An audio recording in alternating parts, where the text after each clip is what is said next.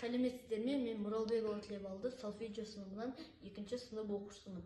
Мен сіздерге Калмыков Флеккеннің 209-ші тапсырмадағы «Черный барашек» орындаймын.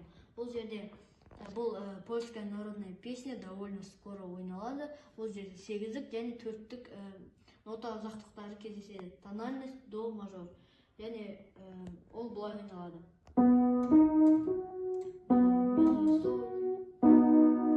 Және бұл жерде 3-8 өлшемі ол осылай жинақталады.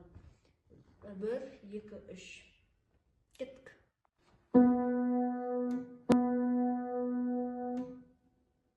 До, ми, фа, соль, соль, до, ля, соль, соль, до, ля, соль, соль, фа, фа, ми, ре, соль, соль, фа, ми, ре, до.